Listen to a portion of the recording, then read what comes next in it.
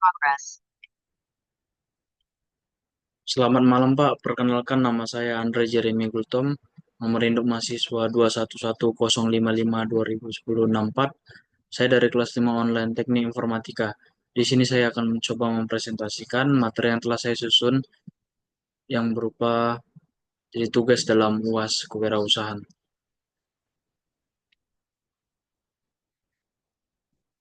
Izin share materi.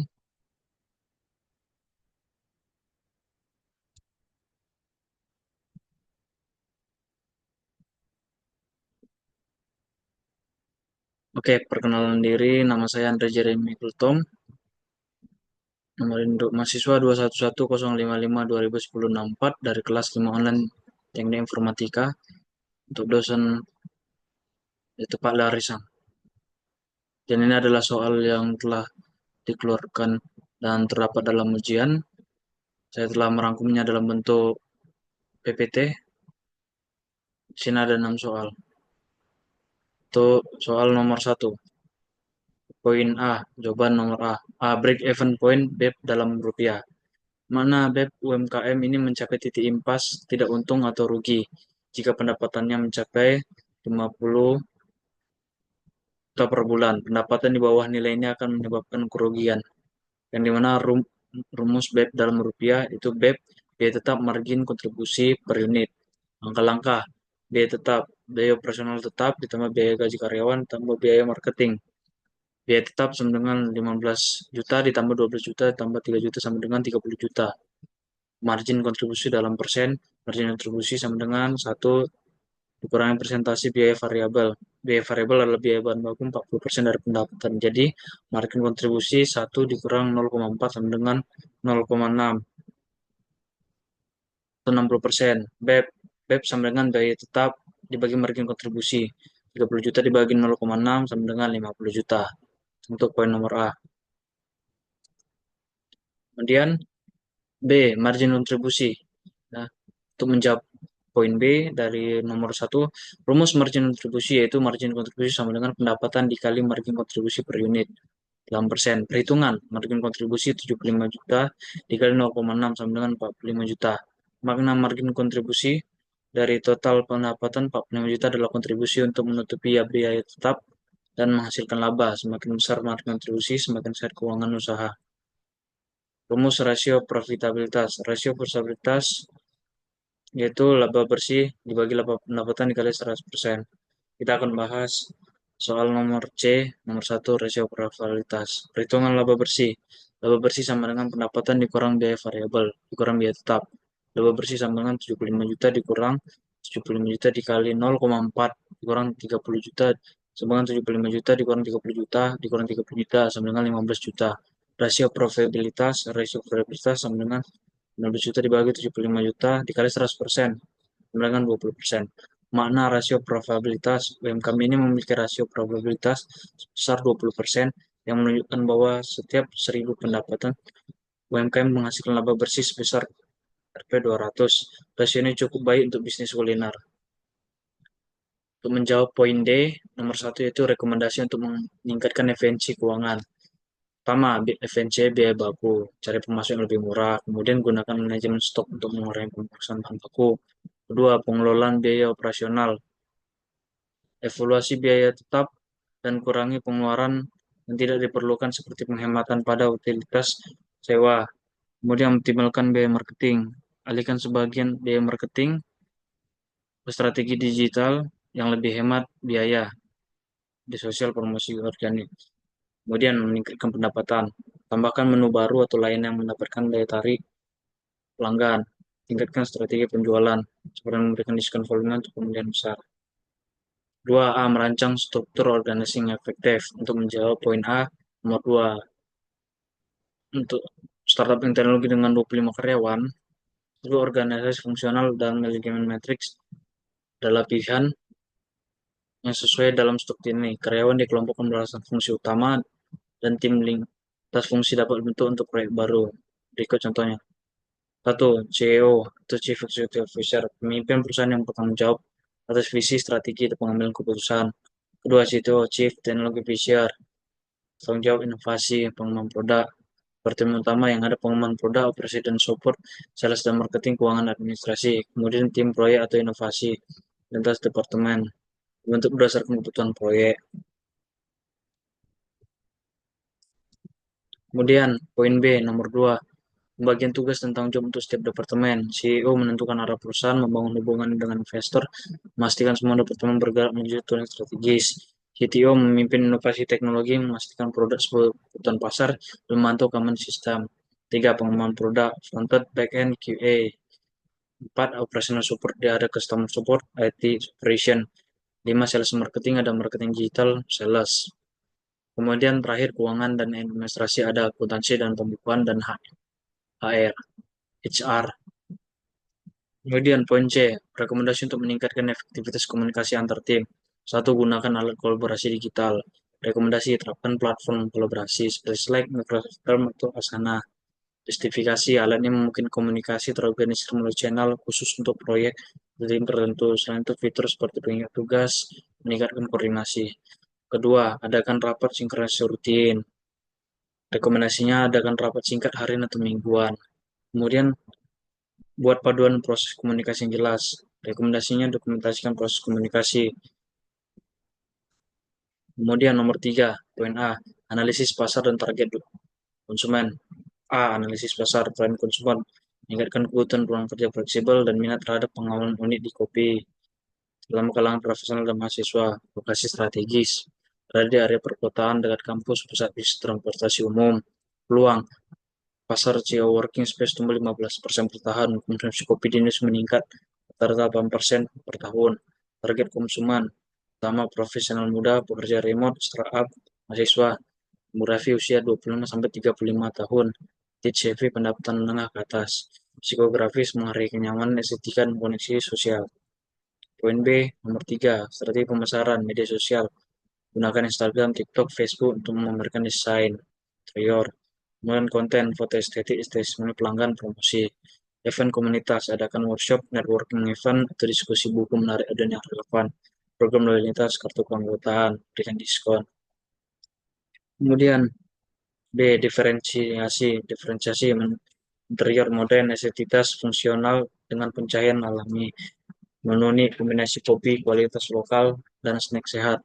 Selain taman, fasilitas coworking dengan wifi cepat, ruang cepat, printer gratis. C. Proyeksi keuangan untuk 2 tahun pertama. A. Investasi awal, renovasi dan interior kurang lebih 300 juta. Peralatan kopi dan dapur 100 juta. Fasilitas coworking 50 juta. Biaya operasional 150 juta. Total investasi 600 juta. Pendapatan bulanan, rata-rata penjualan kopi dan makanan 70 juta. Penyewaan coworking space 20 juta. Total pendapatan 90 juta. C. Biaya bulanan bahan baku 28 juta, 40% dari penjualan FB. Gaji karyawan 25 juta, biaya operasional listrik, internet sewa 20 juta, pemasaran 5 juta, total biaya bulan 78 juta. D. Prediksi laba tahun pertama, laba bersih bulanan 12 juta, laba bersih tahunan 144 juta.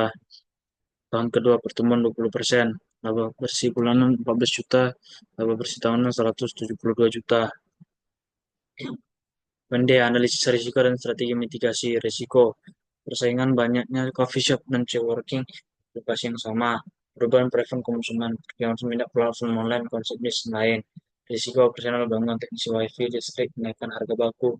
Strategi mitigasi inovasi layanan selalu memperbarui halaman ini.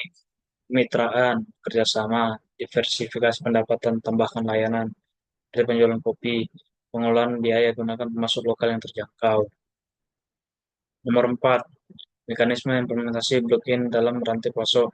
Pertama, digitalisasi data, informasi produk, asal bahan baku, tanggal produksi, transportasi, dimasukkan ke dalam blockchain menggunakan Internet of Things. 2. Pencatatan transaksi. Setiap pihak, petani, distributor, pengecer menambahkan informasi secara real time. 3. Akses transparan. Semua pemangku kepentingan memiliki akses data yang sama, meningkatkan transparansi dan mencegah manipulasi. Validasi otomatis. Kemudian ada pelacakan produk. Poin B, nomor 4, keuntungan. Transparansi jauh. Setiap langkah dapat dilacak oleh semua pihak, dari sumber bahan hingga pengiriman akhir. Efisiensi operasional, mengurangi waktu penyelesaian penulisan data yang terkait. 3. Peningkatan keamanan pangan. Dapat menasihati sumber konsumsi target makanan. Tantangan, biaya implementasi membutuhkan investasi besar dalam teknologi cloud, pelatihan karyawan, integrasi sistem, kompetisi rantai pasok, dan rantai pasok cloud, koordinasi antara banyak pihak sulit dicapai. Regulasi belum semua negara memiliki regulasi blockchain yang jelas.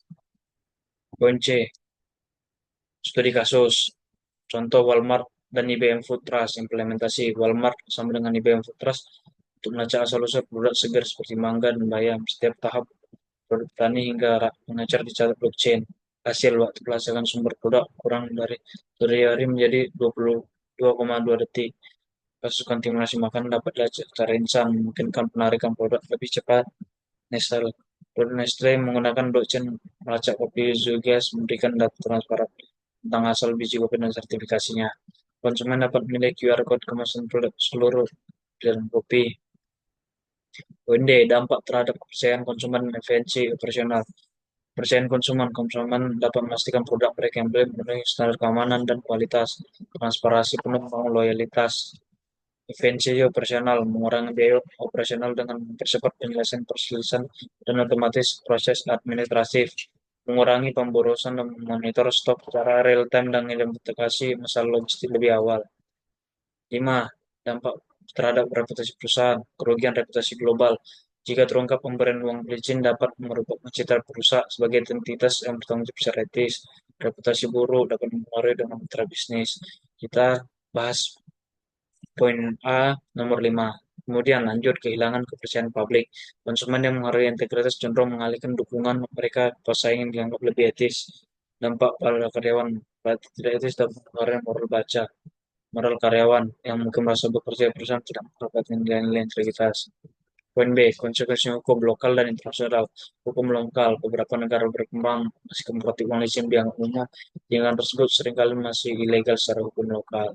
Hukum internasional, Foreign Corrupt Practices atau FCPA, US atau UK, British, melarang perusahaan dalam praktik korupsi, termasuk suap pada pejabat asing. Pelanggaran dapat mengakibatkan denda besar, pemeriksaan operasional, dan bahkan tuntutan pidana bagi individu yang terlibat. Efek domino terlibat dalam skandal korupsi dapat memicu investigasi internasional yang memperluas risiko hukum perusahaan lain. Poin C, alternatif solusi yang etis, pendekatan transparansi. Gunakan jalur hukum yang jelas dan proses resmi untuk peroleh izin. Mesti memakan waktu yang lama.